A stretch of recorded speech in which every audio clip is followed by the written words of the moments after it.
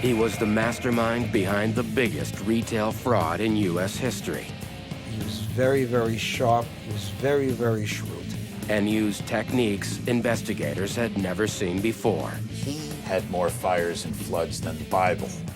He had ingenious tricks in order to defraud investors. He was such a larger-than-life Brooklyn Fonz that he fooled Wall Street into thinking that they were fooling him. And vanished with hundreds of millions of dollars. Find out how he did it. Next on Masterminds.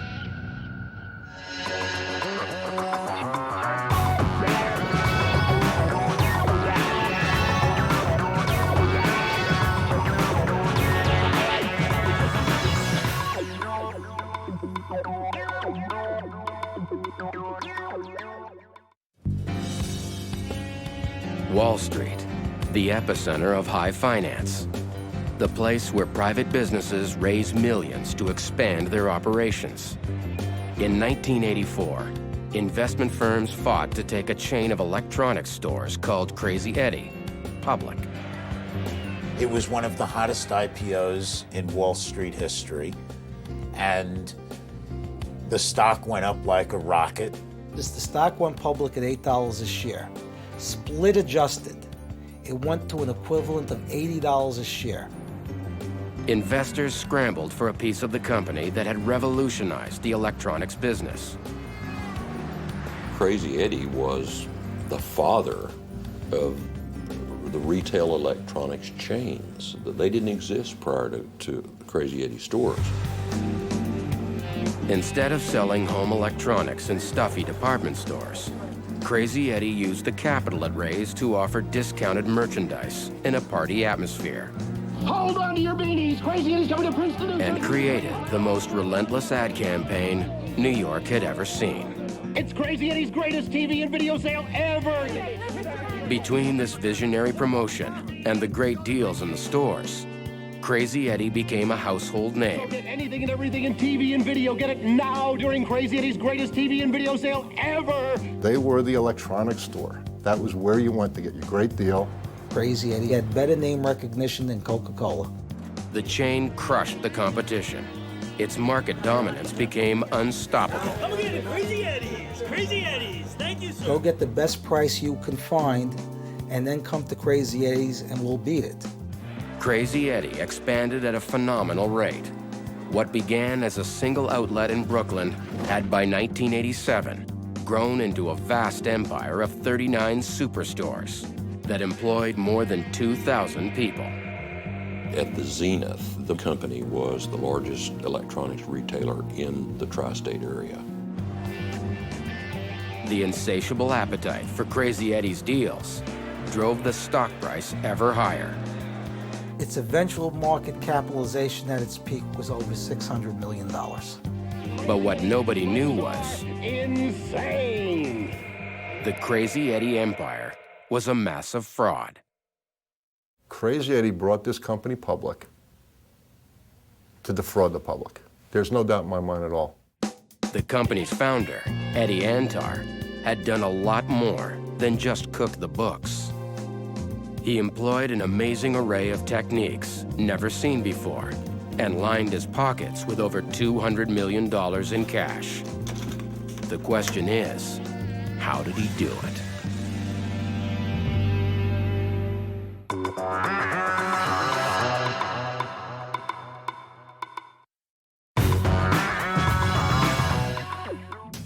Eddie Antar is the mastermind behind the Crazy Eddie empire and the greatest retail fraud in American history.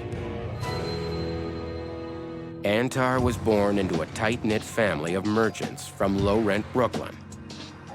Eddie learned literally on his father's knee to be a swindler. His father and some of their other family members routinely would take home cash from his discount retailing business and basically divvy it up among themselves. But Eddie's dreams are bigger. By his early teens, he's hawking cheap consumer goods obtained through shady connections. He's barely 20 when he marries his high school sweetheart, Debbie Rosen, and opens his first Crazy Eddie store. Eddie had the ambition, the drive, the vision of making the big time. You see, Eddie didn't want to be a neighborhood guy. He wanted to be world famous. Eddie was a great salesman, but better than that, he was very, very sharp. He was very, very shrewd. He was pretty much considered the early master of the bait and switch, where he'd get a customer in and trying to buy a $99 piece of merchandise, and he'd sell them for $4.99. He said, people want hope and dreams. We'll sell them hope and dreams. Right from the start, he skims money. There was a culture that said the tax man does not deserve to have any of our money.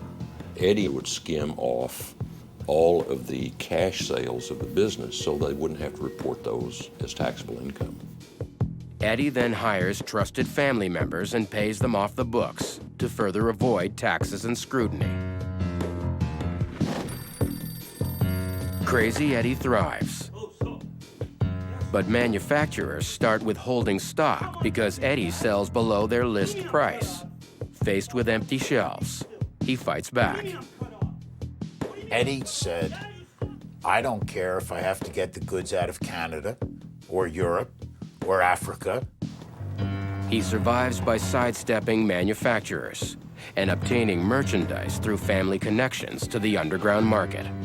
He broke their hold on the price fixing, and that was his claim, that he was the champion of the New York electronics consumer. Eddie also uses these underground connections for cornering the market on the next big thing. He knew the Walkman was a winner. He had shiploads of Walkmans on the water. By the time other people were looking to buy them, and you couldn't buy them in quantity.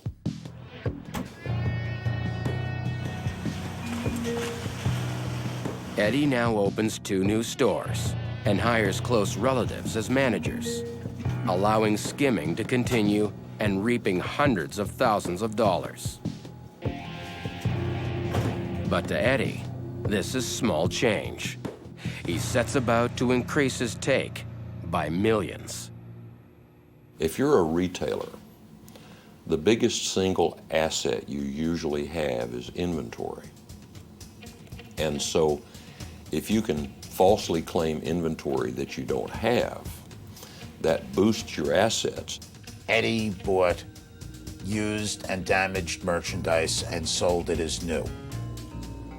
That used television is now in a heat-sealed plastic bag.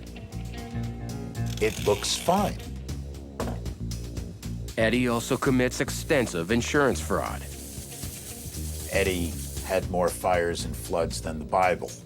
He convinces insurance adjusters that stacks of empty boxes contain damaged merchandise and collects hundreds of thousands of dollars on phony claims.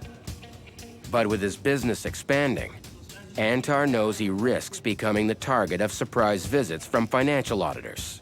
Now, when the auditor wanted to go out and see the inventory, okay, what do? Our count sheets show us at X, our inventory is at Y. We have a problem. His solution is to plant a spy inside the company that audits Crazy Eddie. He sends his cousin Sam to accounting school for an all-expenses-paid education. That brought great loyalty to Eddie. And when Eddie would say jump, I would say how high. So Sammy went off to college, got an accounting degree, went to work for the CPA firm that actually audited Crazy Eddie's, learned how audits were conducted so that he would know where the holes were. With Sam placed on the inside, Eddie's confidence grows.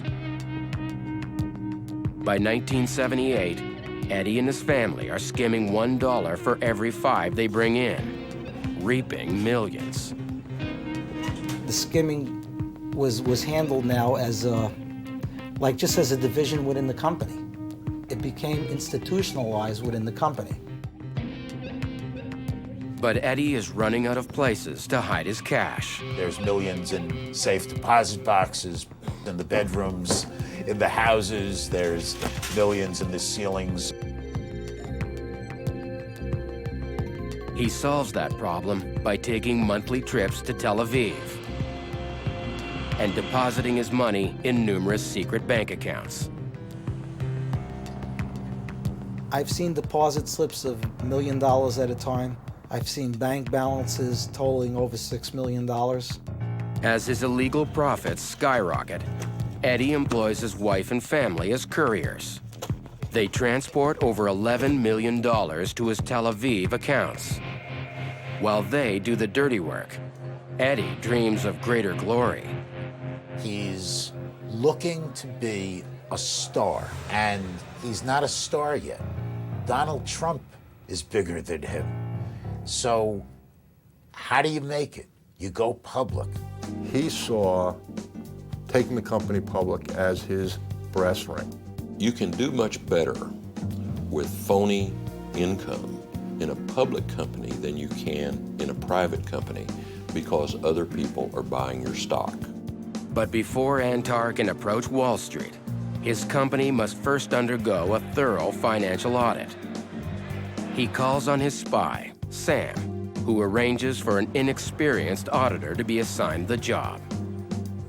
The naive rookie is greeted at the front of the store. At the back, Antar's staff piles up masses of inventory shipped over from other stores.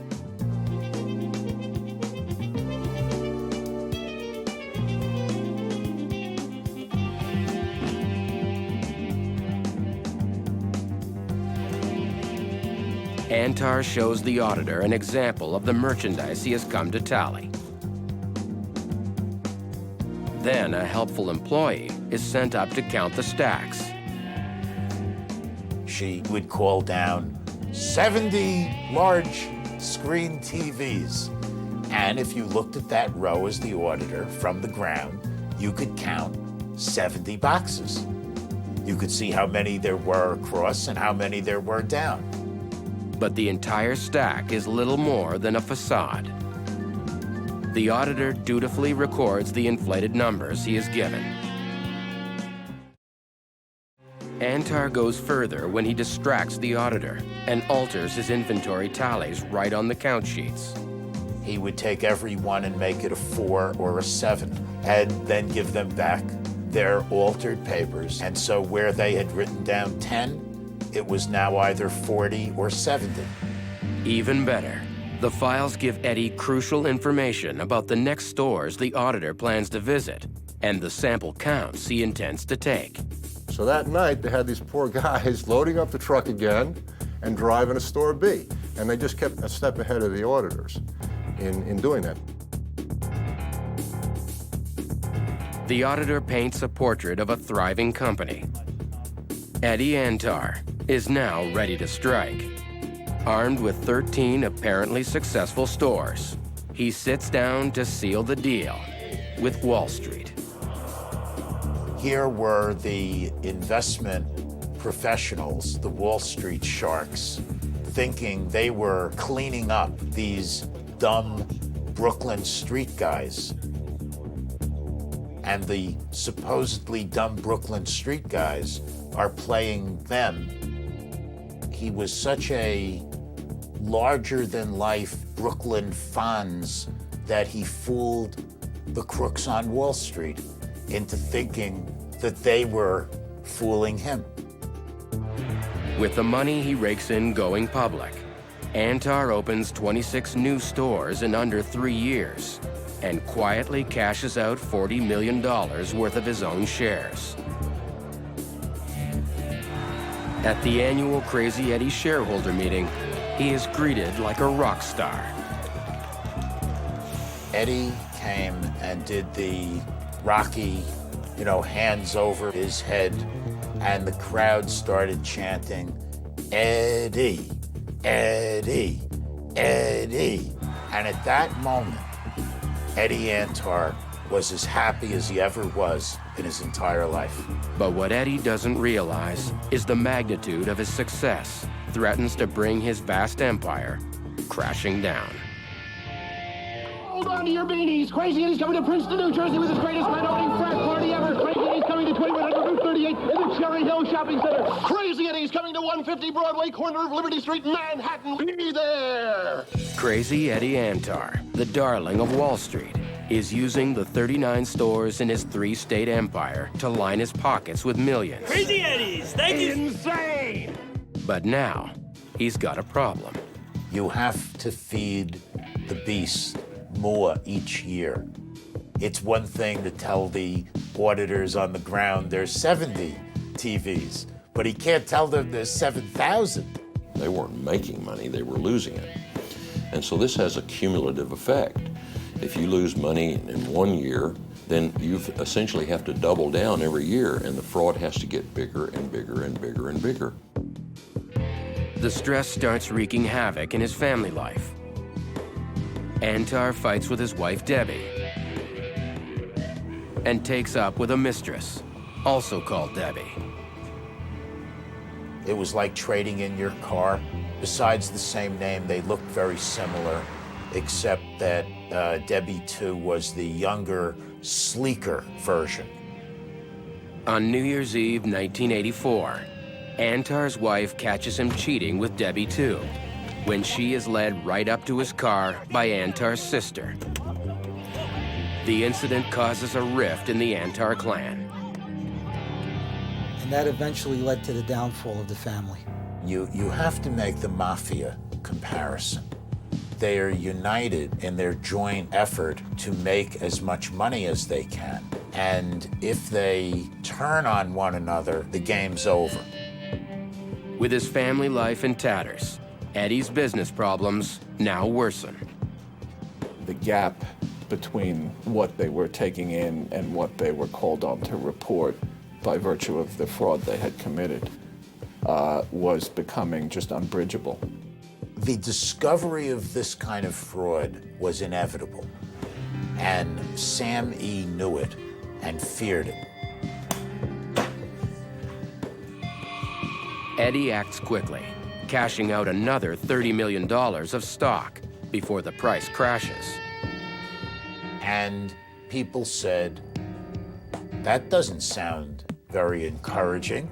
The founder, the namesake of the company, is reducing his position. And so people started looking, and they found discrepancies. When they found discrepancies, they started talking to the SEC. New faces and new hands came in there, and new eyes. It was no longer this tight inner-knit circle that he could control, but there were people there that he could not control, and it wouldn't take long for it to unravel. A business rival soon moves in and buys Crazy Eddie in a hostile takeover bid. But Antar has the last laugh. The new owner quickly discovers the inventory fraud, a staggering $80 million worth of non-existent merchandise. It was basically a hollowed out shell by that time, and that it had largely been looted by Eddie. Before police can arrest Eddie on a racketeering charge, he flees to Israel, armed with 6 passports and access to his stolen millions. Sam is left holding the bag. And I said, fine, if I'm on my own, I'm on my own. And I decided to come clean. With the knowledge gained from Sam, authorities launch an international manhunt for Antar, whose new life on the run is not working out the way he had hoped. You have to think of how big his need was to be noticed, to be admired, to get attention, all of which is completely inconsistent with going underground. There's no flashy sports cars, there's no flashy women. He couldn't live that way.